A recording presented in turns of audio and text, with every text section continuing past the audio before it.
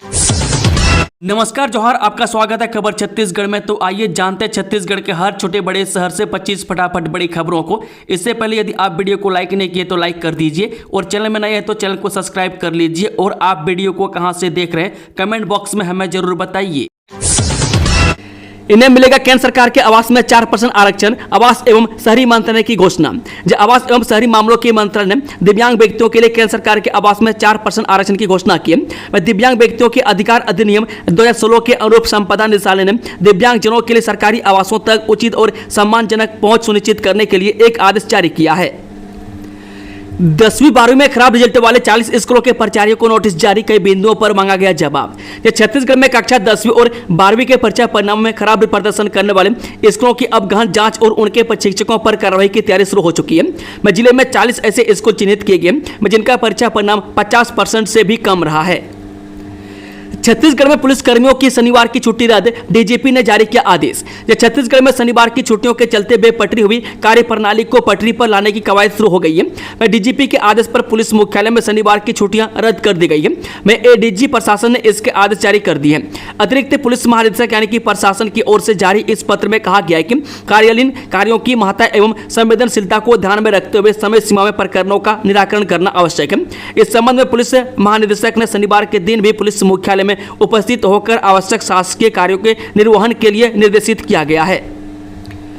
युक्तिकरण से 9 तो स्कूल बंद होंगे और 9 ही पद समाप्त होंगे। 4000 स्कूल बंद होने की बात पूरी तरह भ्रामक। छत्तीसगढ़ में विद्यालयों के युक्तिकरण को लेकर कुछ शैक्षिक संगठनों प्रश्न और भ्रांतियों का शिक्षा विभाग ने ठोस तथ्यों के साथ अपनी स्थिति स्पष्ट की है। विभाग ने बताया कि 9 तो किसी स्कूल को बंद किया जा रहा है और 9 ही शिक्षकों के पद समाप्त किए जा रहे हैं। युक्तिकरण की यह प्रक्रिया पूरी तरह से शिक्षा के अधिकार अधिनियम और राष्ट्रीय शिक्षा नीति 2020 के दिशा निर्देशों के अनुरूप है, जिसका उद्देश्य स्कूलों में शिक्षकों की न्यायसंगत ढंग से उपलब्धता सुनिश्चित करना है। शिक्षा विभाग ने विषय के बजाय कालखंड आधारित गणना से 5000 व्याख्याता अतिशेष होने के दावे को भ्रामक बताया। विभाग ने स्पष्ट किया है कि हाई स्कूल और हायर सेकेंडरी स्कूलों में विषय के आधार पर ही पद स्वीकृत है। यदि किसी विद्यालय में किसी विषय का एक ही व्याख्याता कार्यरत है तो उन्हें किसी भी स्थिति में अतिशेष नहीं माना जा रहा है। मैं केवल उन्हीं स्कूलों की समीक्षा की जा रही है जहां एक ही विषय में एक से अधिक व्याख्याता कार्यरत है या जिन विषयों में छात्र है ही नहीं। जैसे कि किसी विद्यालय में कॉमर्स के विद्यार्थी नहीं होने पर वहां के कॉमर्स व्याख्याता को दूसरे विद्यालय में पदस्थ किया जा रहा है। कांस फिल्म फेस्टिवल में छत्तीसगढ़ की बेटी ने रेड कारपेट पर बिखेरा जलवा। रैंप वॉक के जरिए दिया ग्लोबल वार्मिंग का मैसेज। जब बीते 20 मई को फ्रांस में कांस फिल्म फेस्टिवल का आयोजन किया गया, जिसमें दुनिया भर के जानी मानी हस्तियों ने शिरकत की।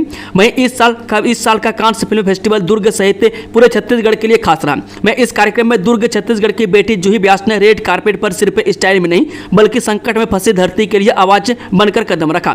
बता दें कि वियतनामी designer Nguyen Thi Tran द्वारा तैयार की गई ड्रेस से तापमान वृद्धि और पर्यावरण असंतुलन का प्रतीक थी। जूही ने ग्रीन पीस इंडिया और वॉइस ऑफ द प्लेनेट अभियान के तहत भारत का प्रतिनिधित्व किया। वहीं जूही व्यास ने अपने इंस्टाग्राम में पोस्ट कर कहा कि मैं एक छोटे शहर से आती हूं, मैं बॉलीवुड से नहीं जुड़ी हूं, मैं कोई सुपर मॉडल नहीं हूं, मेरा कोई रेड कारपेट कनेक्शन नहीं था, बस एक उद्देश्यपूर्ण दृष्टि और उसे निभाने का साहस था। सलमान के घर में जबरन घुसा छत्तीसगढ़ का युवक। पुलिस ने बढ़ाई गैलेक्सी अपार्टमेंट की सुरक्षा। जब बॉलीवुड अभिनेता सलमान खान के बांद्रा स्थित गैलेक्सी अपार्टमेंट में 20 मई को शाम एक अनजान शख्स के घूमने की खबर सामने आई है। पुलिस ने उस संदिग्ध व्यक्ति को हिरासत में लेकर पूछताछ शुरू कर दी है। घटना 20 मई की शाम 7:15 की है। यह शख्स अवैध रूप से सलमान खान के घर में घुसा। जब इसकी सूचना पुलिस को मिली तो उन्होंने उस शख्स को हिरासत में ले लिया। पुलिस जांच में पता चला कि इस व्यक्ति का नाम जितेंद्र कुमार सिंह है और वह छत्तीसगढ़ का रहने वाला है। अब पुलिस ने उसके खिलाफ मामला दर्ज कर लिया है और उनसे पूछताछ की जा रही है। वह सलमान खान के घर क्यों गया, उसकी मंशा क्या थी, या फिर क्या वह कोई फैन है या इसके पीछे कोई और वजह है। इस मामले में पुलिस ने जितेंद्र कुमार सिंह के खिलाफ मामला दर्ज कर जांच शुरू कर दी है। जितेंद्र कुमार छत्तीसगढ़ का रहने वाला है। पुलिस सूत्रों के मुताबिक उस पर BNS की धारा 329 क्लॉज 1 के तहत मामला दर्ज किया है। ऐसे मारा गया खूंखार नक्सली हिड़मा का गुरु बसवराजू। समझिए 10 पॉइंट्स में मुठभेड़ की पूरी कहानी। जो छत्तीसगढ़ के नारायणपुर के अबुझमाड़ के घने जंगलों में बुधवार को एंटी नक्सल ऑपरेशन में सुरक्षा बलों ने 27 नक्सलियों को ढेर किया। DRG जवानों और नक्सलियों के बीच चले मुठभेड़ में 1.5 करोड़ रुपए का इनामी नक्सली बसवराजू समेत 26 नक्सलियों को ढेर किया गया। इसके बाद लगातार जारी सर्च ऑपरेशन के दौरान इनके पास से व्याप्त हथियार भी जब्त किए गए, जिसमें कई आधुनिक हथियार भी मिले। आइए आपको बताते हैं सुरक्षा बलों को इतने इतने बड़े नक्सल लीडर को मारने में सफलता कैसे मिली। बता दें कि माओवादियों को अब तक का सबसे बड़ा झटका देते हुए सुरक्षा बलों ने उनके सरगना यानी कि सीपीआई के महासचिव नंबाला केशव राव उर्फ बसव राजू को ढेर कर दिया है। उनके साथ 27 अन्य शीर्ष कैडर भी मारे गए। वह जंगल का सबसे डरावना चेहरा अब शांत हो गया। 21 मई 2025 को एक खुफिया जानकारी के बाद डिस्ट्रिक्ट रिजर्व गार्ड के जवान 4 जिलों से निकले। वह सूचना इस खूंखार नक्सली नेता के बारे में ही थी। सुरक्षा बल और नक्सलियों के बीच 50 घंटे से ज्यादा दोनों तरफ से बंदूक गूंजती रही। मैं हर पेड़ के पीछे, हर चट्टान के नीचे मौत छुपी थी। मैं जब गोलियों की गूंज थमी तो पता लगा कि जंगल का जनरल श्री काकुलम का बसव राजू नक्सलियों का कमांडर मारा गया। मैं अलग अलग राज्यों के इनाम को जोड़ दें तो शायद सबसे महंगा नक्सली नेता बसव राजू ही था। मैं जिस पर 10 करोड़ से ज्यादा का इनाम था। मैं कर्रेगुटा ऑपरेशन के बाद कुख्यात माओवादी कमांडर हिडमा बैकफुट पर चला गया। मैं कर्रेगुटा के तबाह होने के बाद अबुझमाड़ माओवादियों के लिए एकमात्र आपूर्ति और पहुंच का मार्ग था। अब बसव राजू की मौत ने संगठन को इस हद तक पंगु कर दिया है कि अब इसका पुनर्जीवन संभव नहीं दिखता। इंटर स्टेट बाइक चोर गैंग का भंडाफोड़, 10 दोपहिया वाहन बरामद, 3 आरोपी गिरफ्तार। ये छत्तीसगढ़ में सक्रिय बाइक चोर गैंग पर कार्रवाई की गई है। यह गिरोह बहुत दिनों से प्रदेश में सक्रिय था। गोरला पेंड्रा मरवाही जिले में कई लोगों की खून पसीने की कमाई से खरीदी गई बाइक को आरोपियों ने पार कर दिया था। मैं पुलिस को कई दिनों से आरोपियों की तलाश थी। मैं जिला पुलिस ने गुरुवार को इस मामले पर बड़ा खुलासा किया। मैं साथ ही गिरोह का भंडाफोड़ भी किया है। मैं इस गोरला पेंड्रा पुलिस की बड़ी सफलता के तौर पर देखा जा रहा है। मैं लेकिन मुख्य आरोपी अभी भी फरार है। मास्टर चाबी का प्रयोग करके आरोपी चोरी की घटना को अंजाम देते थे। बीएड और डीएलएड परीक्षा में लापरवाही, तय समय से पहले बंद हुआ केंद्र का गेट, अधर में कई छात्रों का भविष्य। जी राजधानी रायपुर में आयोजित बीएड और डीएलएड प्रवेश परीक्षा में बड़ी लापरवाही सामने आई है। परीक्षा में शामिल होने पहुंचे कई छात्रों को समय पर पहुंचने के बावजूद परीक्षा केंद्र में प्रवेश नहीं मिला। छात्रों का आरोप है कि परीक्षा केंद्र का गेट निर्धारित समय से पहले ही बंद कर दिया गया, जिससे वे परीक्षा में शामिल नहीं हो सके। इससे छात्रों के भविष्य पर संकट मंडरा रहा है। जानकारी के मुताबिक बीएड परीक्षा के लिए मयाराम सुरजन स्कूल को परीक्षा केंद्र बनाया गया था। परीक्षा सुबह 10 बजे से शुरू होनी थी, लेकिन परीक्षार्थियों का आरोप है कि सुबह पौने 10 बजे से पहले ही स्कूल का गेट बंद कर दिया गया। कई छात्र छात्राएं जो समय पर केंद्र पर पहुंचे थे उन्हें अंदर जाने नहीं दिया गया। छात्रों ने बताया कि उन्होंने काफी कोशिश की लेकिन गेट नहीं खोला गया। AIIMS रायपुर के डॉक्टर से 46 लाख की ठगी, महिला ने शादी और अस्पताल खोलने का सपना दिखाकर फंसाया। छत्तीसगढ़ की राजधानी रायपुर में एक डॉक्टर से 46 लाख रुपए की ऑनलाइन ठगी का मामला सामने आया है। डॉक्टर ने पुलिस को बताया कि उसकी एक महिला से मैट्रिमोनियल साइट पर पहचान हुई थी। महिला ने शादी का वादा किया और साथ मिलकर अस्पताल खोलने का सपना दिखाया। इसी भरोसे में डॉक्टर ने महिला के कहने पर एक ट्रेडिंग साइट में पैसे इन्वेस्ट कर दिए। यह मामला अमानाका थाना इलाके का है। एम्स रायपुर में डॉक्टर के पद पर काम करने वाले डॉक्टर राहुल कुमार रोहित ने बताया कि 2 महीने पहले उनकी जान पहचान एक महिला से हुई, जिसने खुद को डॉक्टर राधिका मुखर्जी बताया। दोनों के बीच शादी को लेकर बातचीत होती रही। इस दौरान महिला ने कहा कि अगर वे दोनों मिलकर एक फॉरेस्ट ट्रेडिंग साइट यानी कि प्लस 500 ग्लोबल CS में पैसे लगाएं तो भविष्य में दोनों अहमदाबाद में एक बड़ा अस्पताल खोल सकते हैं। राजघराने की गरिमा पर लगा दाग, शक्ति राज परिवार के उत्तराधिकारी को दुष्कर्म मामले में 7 साल की सजा। छत्तीसगढ़ के शक्ति जिले में सामने आए एक गंभीर आपराधिक मामले में जिला एवं सत्र न्यायालय ने जिला पंचायत सदस्य धर्मेंद्र सिंह को दुष्कर्म का दोषी ठहराया। कोर्ट ने उन्हें भारतीय दंड संहिता की धारा 376 यानी कि दुष्कर्म के तहत 7 साल की सश्रम कारावास और 15,000 रुपये के जुर्माने की सजा सुनाई है। इसके साथ ही धारा 450 अनाधिकृत रूप से घर में प्रवेश के तहत 5 साल की अतिरिक्त सजा भी दी गई है। हालांकि दोनों सजाएं एक साथ चलेंगी। अदालती आदेश के बाद धर्मेंद्र सिंह को न्यायिक हिरासत में लेकर जेल भेज दिया गया है। अश्लील छत्तीसगढ़ी गानों के खिलाफ बजरंग दल ने खोला मोर्चा, कहा मनोरंजन के नाम पर संस्कृति का अपमान बर्दाश्त नहीं। जो सोशल मीडिया पर तेजी से वायरल हो रहे अश्लील छत्तीसगढ़ी गीतों के खिलाफ विश्व हिंदू परिषद और बजरंग दल ने सशक्त रुख अपनाते हुए मोर्चा खोल दिया। मंगलवार को संगठन के कार्यकर्ताओं ने पुलिस अधीक्षक को ज्ञापन सौंपकर ऐसे गीतों के कलाकारों, संगीतकारों और निर्देशकों के खिलाफ FIR दर्ज करने की मांग की है। मैं बता दें कि ज्ञापन सौंपने पहुंचे बजरंग दल और विहिप के पदाधिकारियों ने कहा कि छत्तीसगढ़ की लोक संस्कृति सादगी, मधुरता और परंपरा की प्रतीक है, जिसे अश्लीलता फैलाकर बदनाम करने की कोशिश की जा रही है। वह संगठन का कहना है कि कुछ कलाकार और निर्माता मनोरंजन के नाम पर अश्लील गाने बनाकर न केवल युवाओं को भ्रमित कर रहे हैं। बड़ी खुशखबरी, इन कॉलेजों में 371 पदों पर हो रही भर्ती। अब प्राध्यापकों की कमी होगी दूर, जाने डिटेल से। जो छत्तीसगढ़ लोक सेवा आयोग द्वारा उच्च शिक्षा विभाग के तहत प्रदेश भर के कॉलेजों में प्राध्यापकों की कमी को दूर करने की बड़ी पहल की गई है। में आयोग ने वनस्पति शास्त्र, भौतिकी, हिंदी, रसायन, प्राणी शास्त्र, भूगोल, समाजशास्त्र, गणित, अर्थशास्त्र, भूमि विज्ञान और मनोविज्ञान जैसे 11 विषयों में कुल 371 पदों पर भर्ती के लिए 902 अभ्यर्थियों को दस्तावेज सत्यापन के लिए बुलाया गया।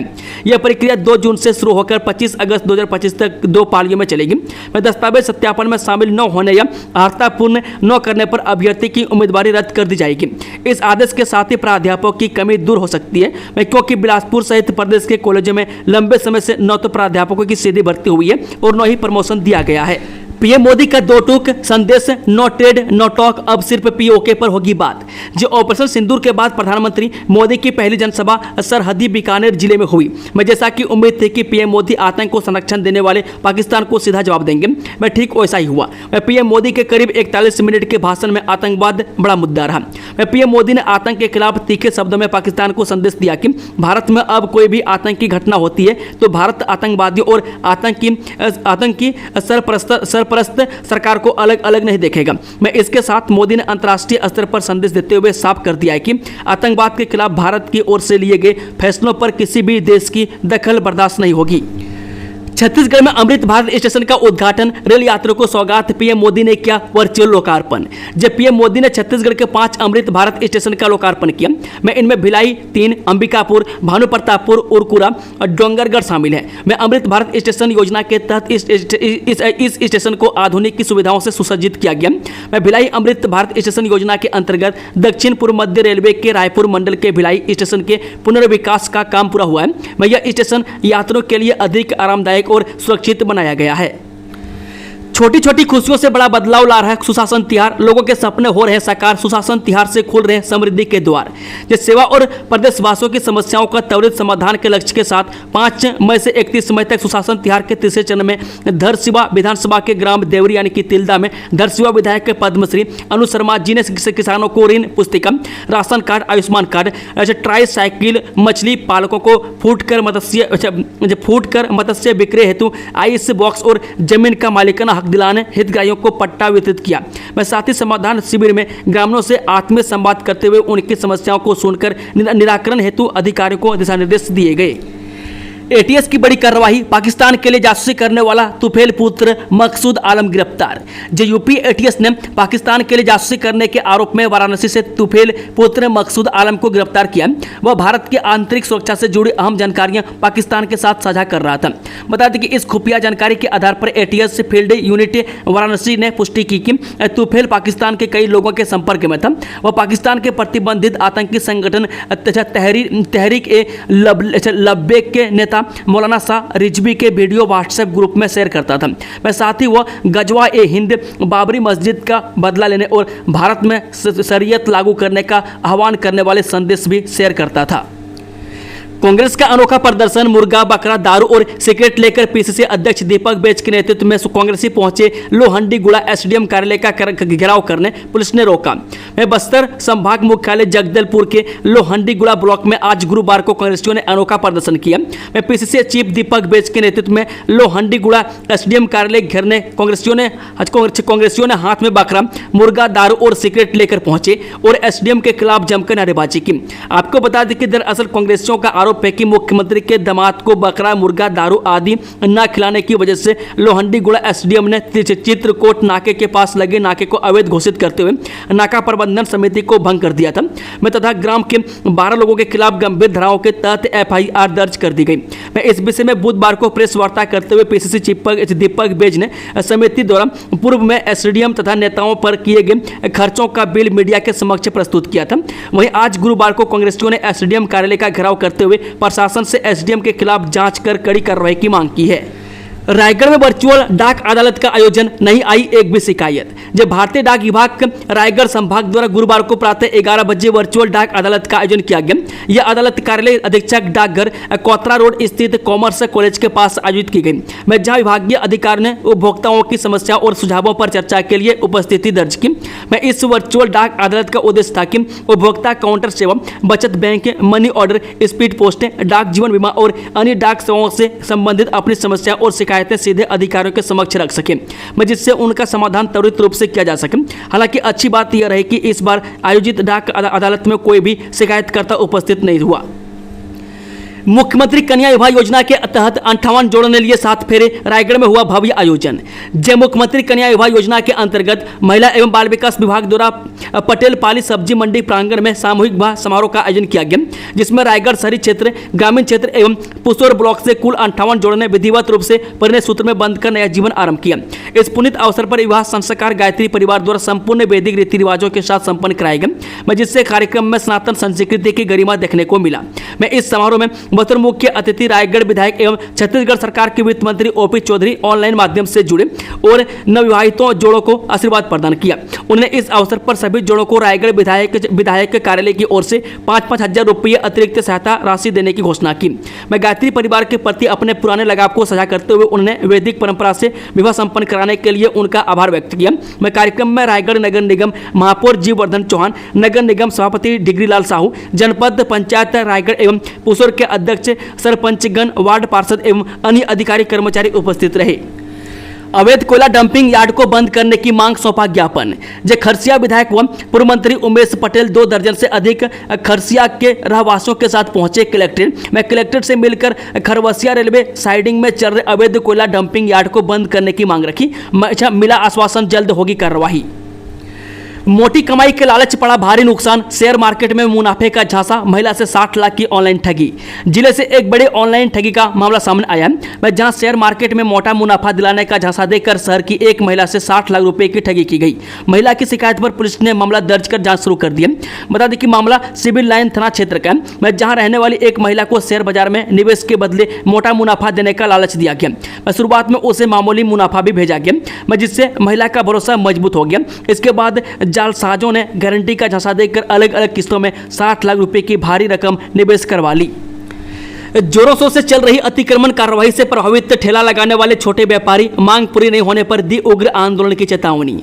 जब बिलासपुर जिले में अतिक्रमण के कार्रवाई जोरों शोरों से चल रही है, ऐसे में सड़क किनारे ठेला लगाकर सामान बिक्री करने वाले छोटे व्यापारियों के सामान नगर निगम द्वारा जब्त कर लिए गए, जिससे छोटे व्यापारियों की आर्थिक स्थिति में प्रभाव पड़ रहा है, जिसे लेकर शिवसेना के सदस्यों ने विरोध दर्ज किया। और इसी कड़ी में गुरुवार को बड़ी संख्या में ठेले वाले और शिवसेना के सदस्य कलेक्टर कार्यालय पहुंचकर सामान वापस करने का अनुरोध किया है। शिवसेना के सदस्यों का कहना है कि सड़क किनारे व्यापार करने वाले छोटे व्यापारी मुश्किल से अपना गुजर बसर करते हैं। ऐसे में नगर निगम की ओर से 2000 रुपये का चालान जमा करना उनके बस में नहीं है। इसी के साथ ही शिवसेना के सदस्यों ने यह भी मांग की है कि छोटे व्यापारियों को व्यवस्थित जगह दी जाए। प्रशासन द्वारा जो जगह छोटे व्यापारियों के लिए निर्धारित की गई है, वहां भी उनसे रोजाना 100 रुपये की मांग की जा रही है, जो अनुचित है। लकड़ी लेने जंगल गए युवक पर 2 भालुओं ने किया हमला, गंभीर हालत में इलाज जारी। गरियाबंद जिले में एक 40 वर्षीय व्यक्ति पर 2 भालुओं ने हमला कर दिया। हमले में व्यक्ति गंभीर रूप से घायल हो गया, जिसे इलाज के लिए अस्पताल में भर्ती कराया गया। जानकारी के अनुसार घायल व्यक्ति का नाम गुमान सिंह नागेश है, जो बिंद्रा नवागढ़ वन परिक्षेत्र के कामेपुर जंगल में जलाऊ लकड़ी लाने गया था। तभी 2 भालुओं ने हमला कर दिया। गुमान ने पैर से भालू को धक्का देकर अपनी जान बचाई। इसके बाद जख्मी हालत में गुमान घर पहुंचा, जहां से परिजनों ने तत्काल उसे जिला अस्पताल पहुंचाया, जहां उसका इलाज जारी है। वहीं वन विभाग ने तत्कालिक चिकित्सा सहायता राशि 1000 परिजनों को दिया।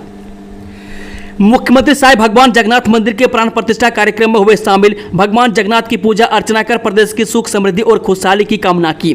मुख्यमंत्री विष्णुदेव साय और उनकी धर्मपत्नी कौशल्या साय बुधवार को कांसाबेल विकास खंड के ग्राम दोकड़ा के प्राचीन श्री जगन्नाथ मंदिर के जीर्णोद्धार प्राण प्रतिष्ठा कार्यक्रम में शामिल हुए। मुख्यमंत्री ने भगवान जगन्नाथ की पूजा अर्चना कर प्रदेश की सुख समृद्धि और खुशहाली की कामना की। इस अवसर पर मुख्यमंत्री ने दोकड़ा में 24,75,000 की लागत से बनने वाले महतारी सदन का भूमि पूजन किया। मुख्यमंत्री ने दोकड़ा के श्री जगन्नाथ मंदिर समिति के सदस्यों को धन्यवाद देते हुए उनके कार्यों की सराहना की। छात्रावास की नौकरी लगाने के नाम पर लाखों की धोखाधड़ी, फरार आरोपी को पुलिस ने किया गिरफ्तार। जब पुलिस ने नौकरी लगाने के नाम पर लाखों की धोखाधड़ी करने वाले फरार आरोपी को गिरफ्तार कर लिया। वहीं पीड़ित ने बताया कि आरोपी ने आदिम जाति कल्याण विभाग छात्रावास की नौकरी लगाने के नाम पर 8 लाख रुपये ठगे थे, जिसकी शिकायत उन्होंने थाने में की।